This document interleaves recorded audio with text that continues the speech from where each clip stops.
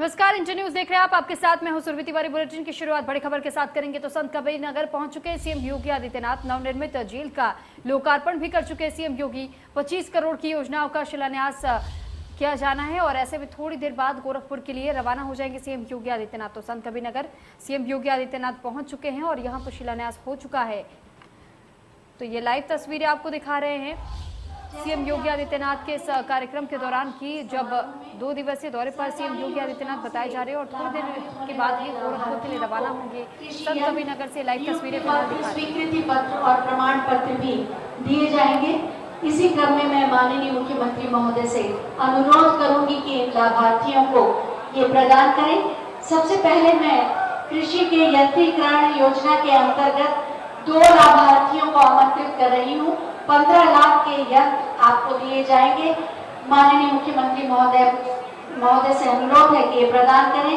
जय भारत स्वयं सहायता समूह की शकुंतला देवी और गुजराती देवी महिला उत्थान समूह की प्रियंका देवी। इसके बाद महिला सम्मान और सुरक्षा से जुड़े सामुदायिक शौचालय के रखरखाव की जिम्मेदारी दी जा रही है महिला स्वयं सहायता समूह को, जिसके लिए 27,000 का स्वीकृति पत्र दिया जा रहा है। सबसे पहले लक्ष्मी स्वयं सहायता समूह की श्रीमती संजू देवी, सुधा स्वयं सहायता समूह की श्रीमती सुधा देवी, पूजा स्वयं सहायता समूह की श्रीमती पूजा देवी, माँ आदित्य स्वयं सहायता समूह की श्रीमती संगीता चौबे, माँ दुर्गा स्वयं सहायता समूह की श्रीमती शांति देवी। जोरदार तालियों से आप इन सबका उत्साहवर्धन भी करें। विश्वकर्मा श्रम सम्मान योजना के अंतर्गत दर्जी का टूल किट वितरित किया जाएगा। कुमारी गरिमा पाठक, कुमारी स्नेहा सिंह, कुमारी ऋतु गुप्ता, श्रीमती देवंता, श्रीमती वंदना यादव। आपकी तालियों का आशीर्वाद भी मिलता रहे तो इस कार्यक्रम की ऊर्जा बनी रहेगी। शादी अनुदान योजना के अंतर्गत लाभार्थियों की पुत्रियों की शादी के लिए 20,000 रुपए प्रति की अनुदान राशि का स्वीकृति पत्र श्रीमती विमला देवी, श्रीमती संगीता देवी, श्रीमती राजमती देवी, श्रीमती अमीना खातून और श्रीमती कुरैशा खातून जी को दिया जा रहा है। शादी अनुदान योजना के लाभार्थी अब आएंगे। टूल किट के बाद 20,000 रुपए की अनुदान राशि का स्वीकृति प्रमाण पत्र दिया जाएगा।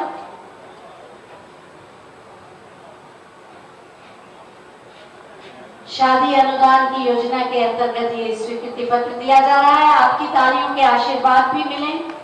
श्रीमती विमला देवी, श्रीमती संगीता देवी, श्रीमती राजमती देवी, श्रीमती अमीना खातून और श्रीमती कुरैशा खातून।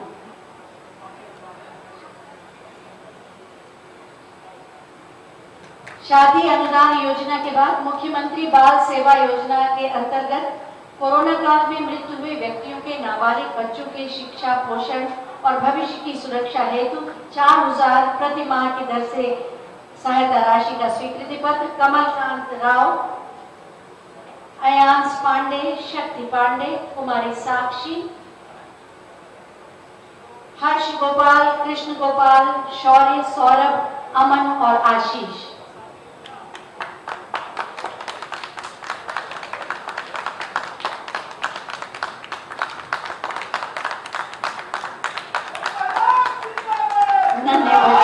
माननीय मुख्यमंत्री जी का प्यार, दुलार और आशीर्वाद।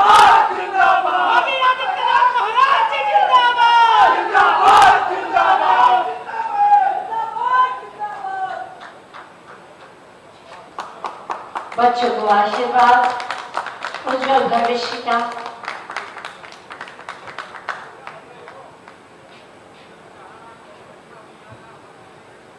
और मुख्यमंत्री बाल सेवा योजना के बाद अब बारी है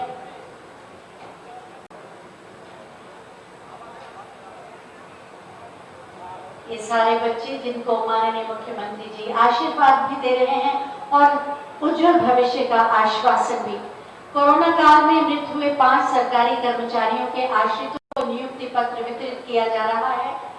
सिंचाई विभाग से प्रीति निशांत, माध्यमिक शिक्षा विभाग से श्रीमती मीरा देवी, ग्राम्य विकास विभाग के लिए कुमारी नीतू शुक्ला, राजस्व विभाग के लिए श्री आलोक कुमार पांडे और राजस्व विभाग के लिए श्री अमर जी।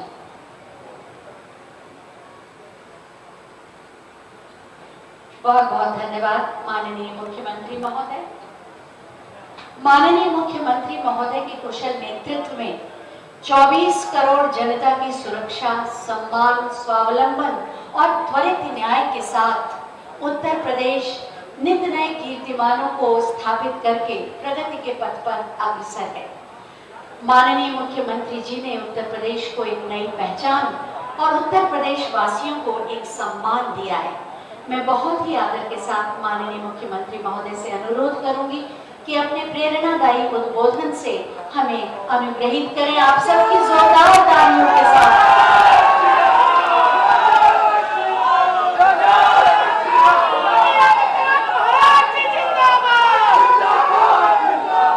भारत माता की, भारत माता की, भारत माता की।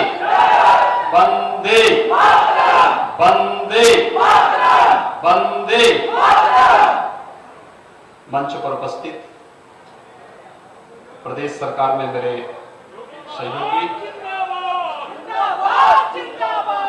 स्टैंप और पंजीयन विभाग के मंत्री श्री रविंद्र जायसवाल जी, प्रदेश सरकार में ही मंत्री श्री राम चौहान जी, प्रदेश सरकार के कारागार और लोक सेवा प्रशासन के राज्य मंत्री श्री जय कुमार सिंह जैकी जी, माननीय सांसद श्री प्रवीण निषाद जी, माननीय विधायक श्री राकेश सिंह बघेल जी, माननीय विधायक श्री दिग्विजय नयन चौबे जी, माननीय विधायक मुंडेरवा श्री दयाराम चौधरी जी, भारतीय जनता पार्टी के जिला के अध्यक्ष श्री जगदम्बा श्रीवास्तव जी, अपर मुख्य सचिव गृह, कारागार प्रशासन और सुधार विभाग श्री अवनीश कुमार अवस्थी जी, पुलिस महानिदेशक कारागार श्री आनंद कुमार जी, जिला प्रशासन और पुलिस से जुड़े हुए सभी अधिकारीगण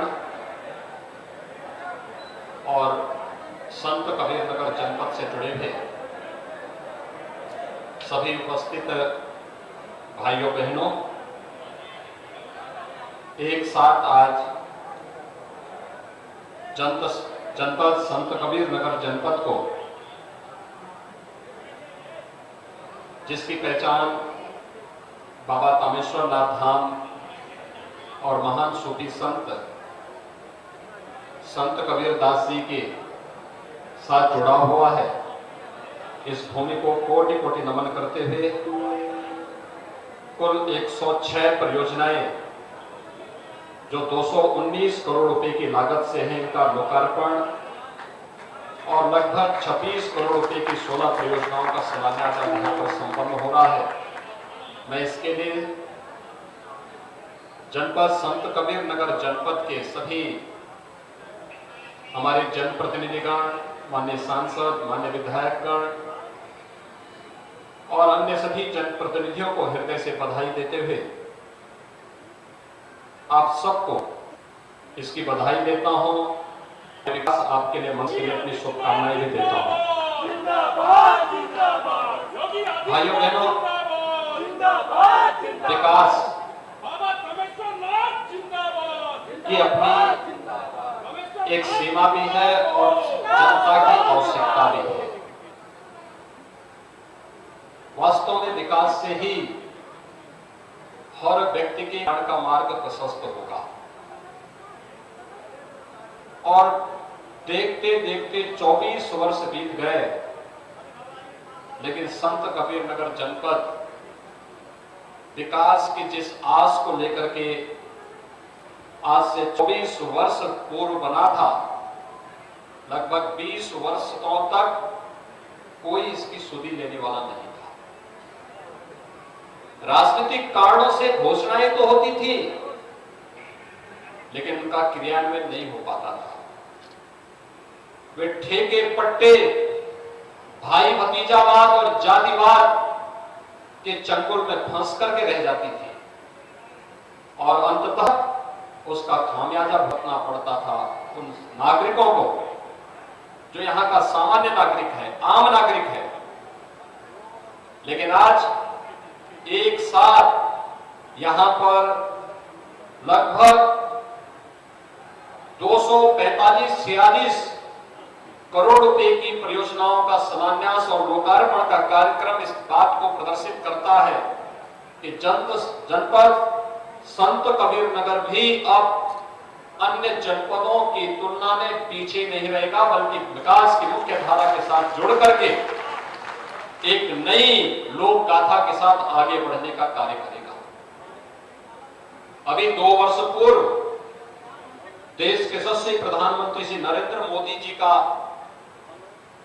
आशीर्वाद और मार्गदर्शन जनपद संत कबीर नगर को प्राप्त हुआ है। जब उन्होंने मगहर में आकर के संत कबीर की स्मृति में उनकी सपना को एक ही ऊंचाई दी, अपना जनपद संत कबीर नगर जनपद में मगहर में की थी। आज वह लगभग अपने अंतिम चरणों में चल रहा है। बहुत शीघ्र उसके लोकार्पण की शुभ तिथि आने वाली है। भाइयों बहनों, विकास आज आप देखते होंगे उसकी धुरी बदली है। पहले विकास के लिए आज बागेश्वर धाम में भी पर्यटन विकास की योजनाएं काम कर रही हैं और जो बची होंगी उनको आगे बढ़ाने का कार्य सरकार कि पूर्वी उत्तर प्रदेश में बीमारी थी, इंसेफ्लाइटिस से मौतें होती थी, मलेरिया से मौतें होती थी, डेंगू से मौतें होती थी, तमाम अन्य प्रकार की बीमारियों से मौतें होती थी। उपचार का कोई माध्यम नहीं, कोई साधन नहीं। अकेले गोरखपुर में बीआरडी मेडिकल कॉलेज एक जर्जर मेडिकल कॉलेज बन करके रह गया था। यहां के लोगों के लिए उपचार के लिए लखनऊ, दिल्ली, मुंबई जाने के लिए मजबूर होना पड़ता था। आज आप देख रहे होंगे लगभग हर जिले में एक नया मेडिकल कॉलेज बनाने की स्थिति में सरकार है। गोरखपुर में बीआरडी मेडिकल कॉलेज एक नए रूप में आज जनता की सेवा कर रहा है। गोरखपुर में एम्स भी बनकर के लगभग तैयार है। बहुत शीघ्र प्रधानमंत्री जी के कर कमलों से उद्घाटन का कार्य संपन्न होने जा रहा है। आज देवरिया में मेडिकल कॉलेज, आज कुशीनगर में मेडिकल कॉलेज, सिद्धार्थनगर में मेडिकल, और विगत सत्र में तो हम लोगों ने बस्ती का मेडिकल कॉलेज प्रारंभ भी कर दिया है। एमबीबीएस की प्रवेश भी वहां पर प्रारंभ हो गए हैं। आज गोंडा में मेडिकल कॉलेज बन रहा है, बलरामपुरम मेडिकल कॉलेज बन रहा है, बहराइच का मेडिकल कॉलेज प्रारंभ हो चुका है, अयोध्या में मेडिकल कॉलेज प्रारंभ हो चुका है, सुल्तानपुर में मेडिकल कॉलेज का निर्माण कार्य युद्ध स्तर पर चल रहा है, प्रतापगढ़ में मेडिकल कॉलेज के निर्माण की कार्रवाई अंतिम चरणों में चल रही है। कोई भी ऐसा जनपद नहीं बचेगा। सरकार एक नई नीति लेकर के आ रही है जिसमें प्रदेश के सभी 75 होगा और संत कबीर नगर जनपद में भी एक पीपीपी मोड पर सरकार एक नए मेडिकल कॉलेज के साथ आज कार्य करते हुए हर व्यक्ति को उत्तम स्वास्थ्य को रखने के लिए बेहतर स्वास्थ्य सुविधा चाहिए, उस प्रकार का इंफ्रास्ट्रक्चर चाहिए। इसके लिए सरकार पूरी मुस्तैदी के साथ, पूरी प्रतिबद्धता के साथ कार्य कर रही है। आपने देखा होगा ये कोरोना महामारी आई है, उत्तर प्रदेश में कोरोना पर प्रभावी नियंत्रण किया गया है। मैं उन सभी स्वास्थ्य कर्मियों का, कोरोना वॉरियर्स का, जनता की सेवा के लिए समर्पित होने वाले प्रशासनिक अधिकारियों का, मीडिया के कर्मियों का, उन सब का मैं अभिनंदन करूंगा जिन्होंने इस महामारी के दौरान अनवरत जनता जनार्दन की सेवा की। और मैं अभिनंदन करूंगा जनता जनार्दन का भी जिन्होंने अनुशासन का पालन करते हुए इस महामारी से लड़ते हुए न केवल अपनी सुरक्षा की बल्कि सामुदायिक सुरक्षा के सरकार के संकल्प के साथ जुड़ करके वे निरंतर इस अभियान के साथ जुड़े रहे। एक बड़ी महामारी से बचाया। कल्पना करिए सपा और बसपा या कांग्रेस के समय में ये महामारी आई होती तो क्या होता। जैसे आज केरल के अंदर हो रहा है और जैसे महाराष्ट्र के अंदर हो रहा है, जैसे दिल्ली के अंदर हुआ था, उत्तर प्रदेश के अंदर भी ये स्थिति होती, क्या होता, कितने लोग मरते। जिन लोगों ने अपने परिवार के लोगों को खोया है उनके प्रति हमारी वेदना है, लेकिन भाइयों बहनों और पीड़ित परिवार के साथ सरकार खड़ी है। आपने देखा होगा जो बच्चे निराश्रित हुए उन बच्चों के लालन पालन की जिम्मेदारी भी सरकार ने ली है। 4000 रुपए हर महीने उन बच्चों के बच्चों को उपलब्ध सरकार करा रही है। और यही नहीं, जो महिलाएं भी निराश्रित हुई हैं, सरकार ने उनके लिए भी योजना तैयार कर ली है। बहुत शीघ्र उस योजना को हम लागू करने वाले हैं जिससे कोई भी अपने आप को निराश्रित महसूस न कर सके। एक जिम्मेदार सरकार इसी जवाबदेही के साथ कार्य करती है और इसी जवाबदेही को बनाए रखने के लिए आज एक बार फिर से मैं संत कबीरनगर जनपद में आया हूं। भाइयों बहनों, आप सबको इस बात के लिए आश्वस्त करने के लिए एक सुविधा है। यहां पर जिन परियोजनाओं का हमने आज लोकार्पण और शिलान्यास किया है, इसमें बहुप्रतीक्षित जेल के निर्माण का भी है। यहां के कैदी उनको बस्ती जाना पड़ता था, लेकिन उनके लिए यहीं पर सुविधा देंगे, सुधार गृह के रूप में से आगे बढ़ाने का कार्य करेंगे। लोगों को एक बार सुधरने का अवसर भी देंगे। इन जेलें अपराध के गढ़ नहीं बनने चाहिए, ये भी सुनिश्चित करने का कार्य किया गया है। अपराधियों के लिए मौज मस्ती का केंद्र नहीं बनना चाहिए, इस सरकार ने सुनिश्चित किया है और आज जेल के रूप में कार्य कर रही है।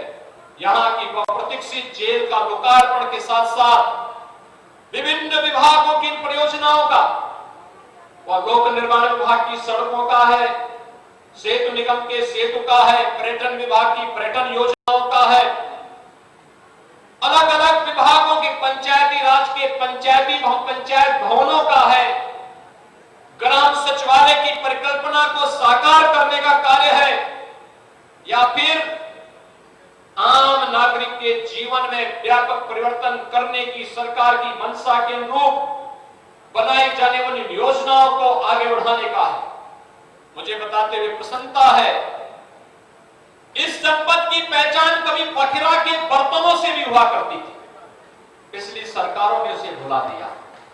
और भाइयों बहनों, एक बार फिर से बखिरा में इस प्रकार का क्लस्टर विकसित करने की तैयारी हमारी हो रही है, जिससे बखिरा का बर्तन उद्योग एक बार फिर से वैश्विक मंच पर अपनी एक नई पहचान बना सके।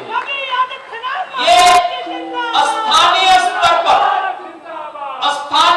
पर नौजवानों के लिए रोजगार की सुविधा विकसित करेगा। यह स्थानीय स्तर पर यहां की माताओं के लिए, बहनों के लिए, बेटियों के लिए रोजगार और स्वरोजगार का एक मंच देगा, एक नया अवसर देगा, उन्हें आगे बढ़ने की प्रेरणा प्राप्त होगी। अभी आप देख रहे होंगे, देखा होगा आपने, विश्वकर्मा श्रम सम्मान के माध्यम से कुछ बेटियों को यहां पर सिलाई मशीन और टूल किट उपलब्ध कराए गए। ये टूल किट का उद्देश्य ही यही था, इसका उद्देश्य ही यही है, इस टूल किट के माध्यम से हम इन बालिकाओं को स्वयं आत्मनिर्भर बनने की ओर अग्रसर कर सके और प्रधानमंत्री मोदी जी के उस सपने को साकार कर सके जिसमें उन्होंने कहा था वोकल फॉर लोकल। बालिकाएं अगर अपने स्तर पर कार्य करना प्रारंभ कर देंगी, कोई महिला स्वयंसेवी समूह के माध्यम से कार्य कर सकती है, कोई सिलाई कढ़ाई के कार्य के साथ जुड़ सकती है।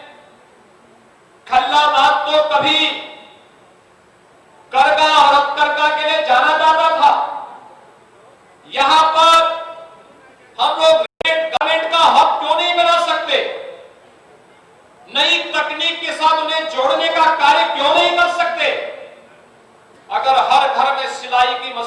आधुनिक सिलाई की मशीन आ जाए और आधुनिक सिलाई की मशीन के साथ हम मार्केट को उनको लिंक कर लें, रेडीमेड गारमेंट आपके घर घर में बनता हुआ दिखाई देगा और एक समय आप बांग्लादेश और वियतनाम को फेल करके खल्लाबाद, गोरखपुर, बस्ती, सिद्धार्थनगर, महाराजगंज आसपास के जनपदों की बहन और बेटियां अपने अपने घरों में रेडीमेड गारमेंट बनाएगी, मार्केट को देगी और मार्केट उसे न केवल यहां के बाजार की आपूर्ति के लिए बल्कि दुनिया के बाजार में पहुंचाने का कार्य भी करेगी।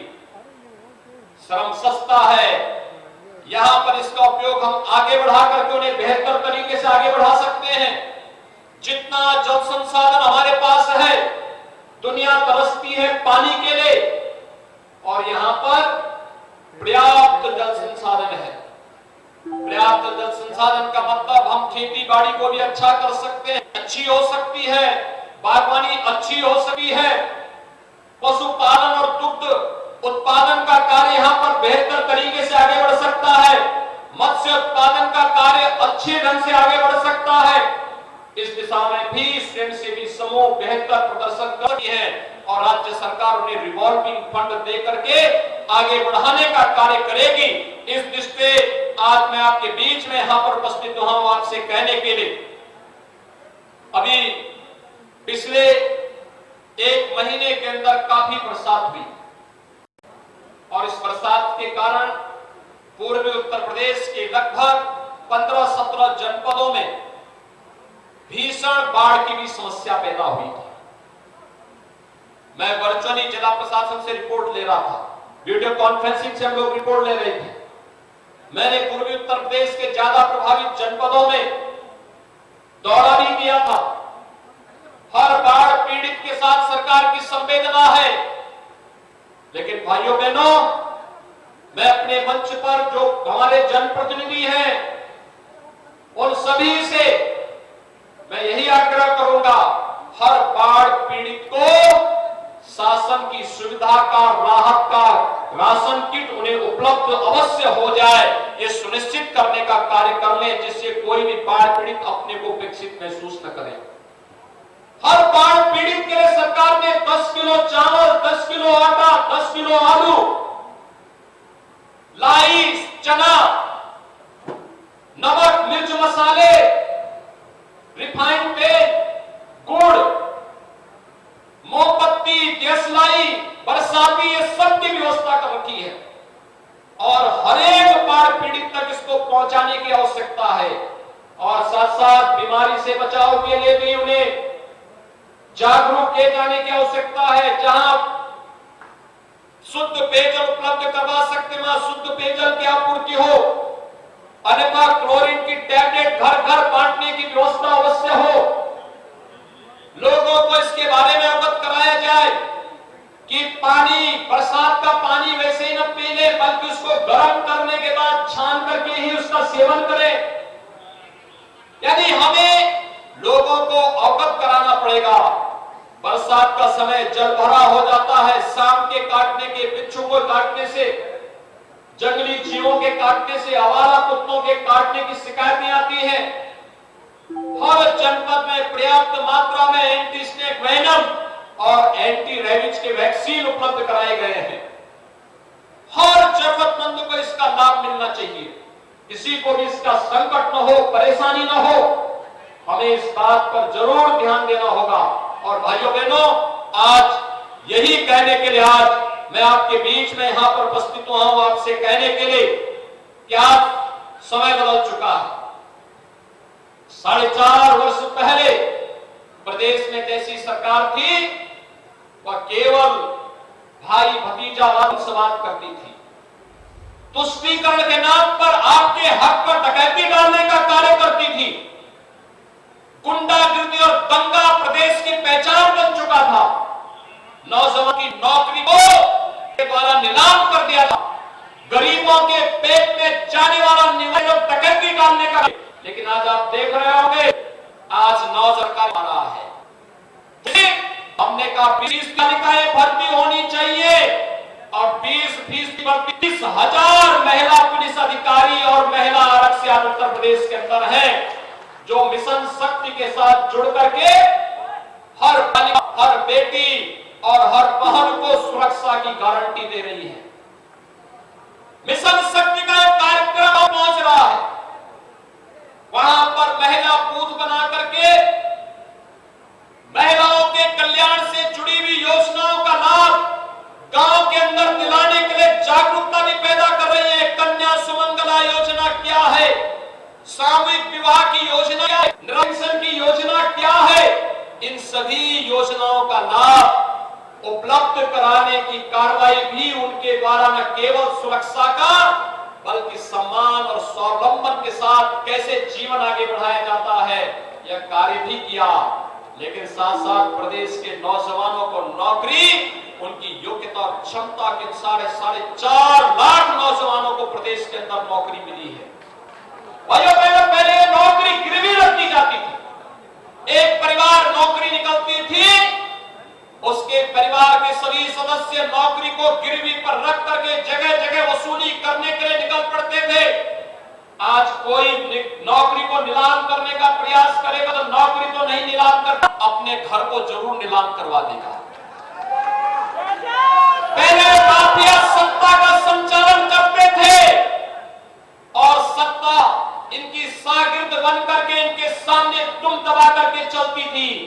आज इन माफिया और अपराधियों के घरों पर अवैध कमाई पर जब सरकारी बुलडोजर चलता है तो आप भी देखते होंगे कि माफिया उत्तर प्रदेश की धरती को छोड़ने के लिए मजबूर होते हैं और हर एक माफिया के लिए हमारा यही संदेश भी है कि अगर गरीब का, किसान का, व्यापारियों का सरकार तुम्हारा हल कर देगी और सरकार पूरी मजबूती के साथ काम राज होगा। इस बात को केवल कहेगी नहीं, इसको करके भी दिखाएगी और सरकार ने ये प्रदेश के अंदर कर दिखाया है। और आज भाइयों बहनों, आप सबसे मैं यही कहने के लिए आया हूं, हमने नौकरी भी दी, अभी हमारी लगभग 90,000 नौकरियां और आ रही है। हर दिन कुछ न कुछ नौकरियों के परिणाम आ रहे हैं, नियुक्ति पत्र दिए जा रहे हैं। इस सिफारिश पे नहीं, योग्यता के आधार पर प्रदेश के नौजवानों को सम्मान देने का सरकार का कार्यक्रम का भिन्न हिस्सा है। और अभी तो कोरोना महामारी समाप्त नहीं हुई, हमें सावधानी रखनी है, हमें हर प्रकार की सावधानी रखनी है। लेकिन भाइयों बहनों, कोरोना महामारी जब तक भी है, सरकार ने तय किया है हम हर नौजवान को जो प्रतियोगी परीक्षाओं की तैयारी कर रहा है उसको भत्ता देके, वाहन भत्ता देके प्रतियोगी परीक्षाओं के लिए जाएगा, उसको आने जाने का किराया की भत्ता सरकार उपलब्ध करवाएगी।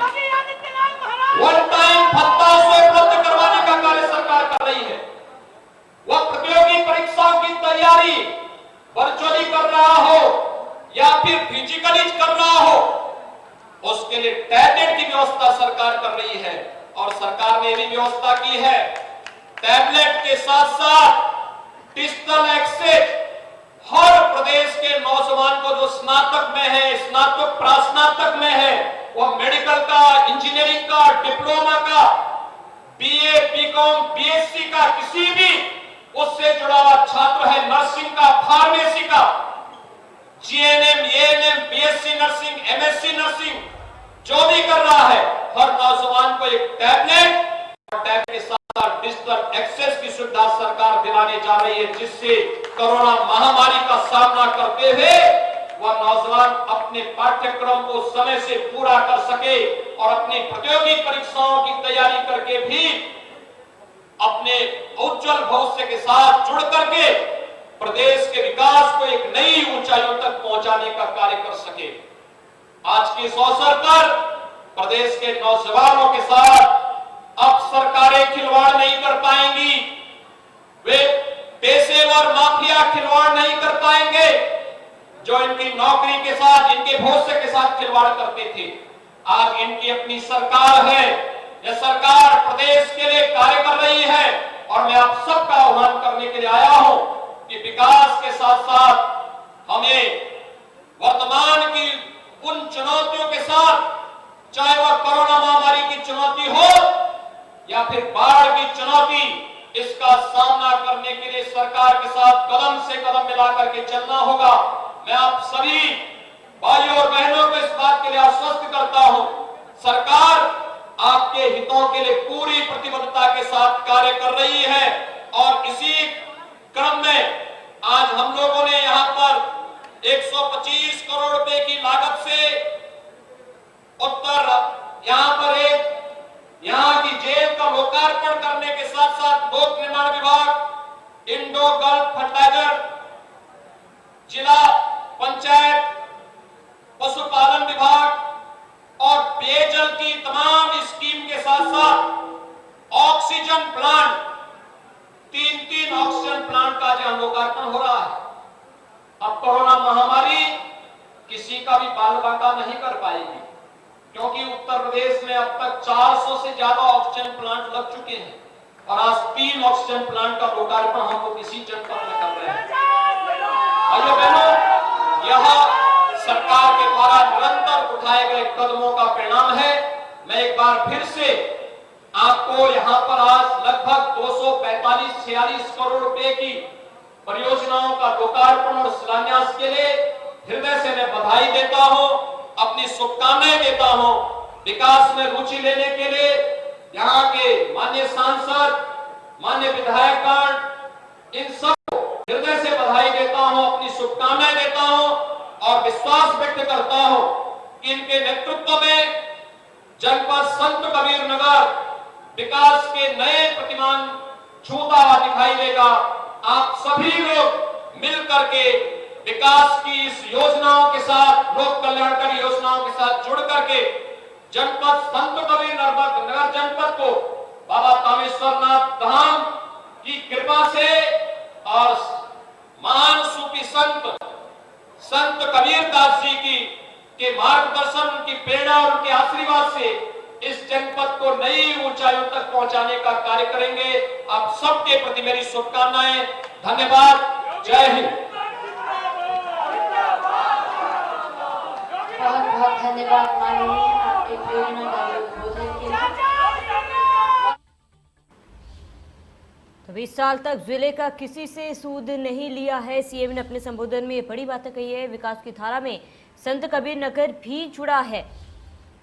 यहाँ 247 करोड़ की विकास योजनाओं की सौगात सीएम ने बड़ी बातें कही है। आपको बता दें कि गोरखपुर में एम्स का उद्घाटन होने जा रहा है, इसको लेकर भी सीएम ने कई बड़ी बातें कही। सीएम ने कहा प्रदेश के 4.5 लाख युवाओं को रोजगार मिला है और बड़ी जानकारी हम जानकारी से आपको रूबरू करा दी। इस वक्त की बड़ी जानकारी जहां पर सीएम ने कहा है कि 20 साल तक जिले का किसी से सूद नहीं लिया गया और विकास की धारा में संत कबीर नगर भी जुड़ा हुआ है। आपको बता दें कि यहाँ 247 करोड़ की विकास योजनाओं की सौगात दी गई है। बड़ी जानकारी 25 करोड़ की योजनाओं का शिलान्यास सीएम द्वारा किया गया। बड़ी जानकारी से आपको रूबरू कराते हैं, हम जानकारी से आपको रूबरू कराते हैं जहाँ पर विकास के कल्याण का मार्ग प्रशस्त होता है। और सीएम ने कहा कि इंसेफ्लाइटिस पर भी प्रदेश में काबू पाया गया। तो बड़ी जानकारी आपको बता दें जहाँ पर सीएम ने कहा है कि गोरखपुर में एम्स का उद्घाटन जल्द होने जा रहा है। विकास की धारा में प्रदेश जो है काफ़ी ज़्यादा आगे है। यहाँ 247 करोड़ की विकास योजनाओं की सौगात दी जा रही है। गोरखपुर में एम्स का उद्घाटन भी जल्द किया जाएगा। पहले विकास के लिए आवाज़ उठानी पड़ती थी, लेकिन अब विकास अपने आप हो रहा है। सरकार ने बड़ी महामारी पर भी काबू पाया और हर पीड़ित परिवार के साथ सरकार खड़ी है।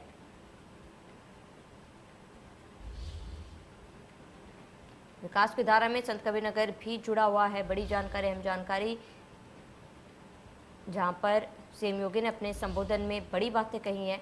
उन्होंने कहा गोरखपुर में एम्स का उद्घाटन होने जा रहा है और ऐसे में माफियों के खिलाफ कार्रवाई भी की जा रही है। प्रदेश के 4.5 लाख युवाओं को रोजगार भी मिल रहा है। तो सरकार की कुछ उपलब्धियां सीएम ने अपने संबोधन के दौरान गिनाई है। सीएम ने कहा कि 20 साल तक जिले का किसी ने सूद नहीं लिया था और अब विकास की धारा में संत कबीर नगर सबसे आगे।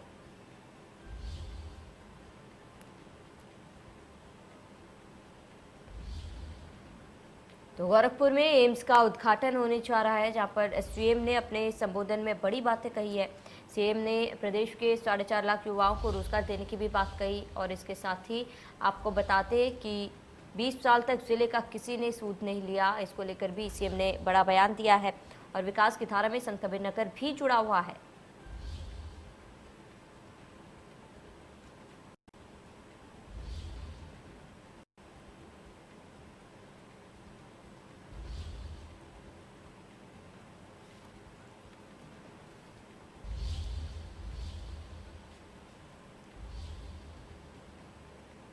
तो गोरखपुर में एम्स का उद्घाटन होने जा रहा है और ऐसे में हर जिले में मेडिकल कॉलेज बन रहा है। विकास की धारा में संत कबीर नगर भी जुड़ा हुआ है। सीएम ने अपने संबोधन में बड़ी बातें कही है और यहाँ 247 करोड़ की विकास योजनाओं की सौगात सीएम द्वारा दी जाएगी।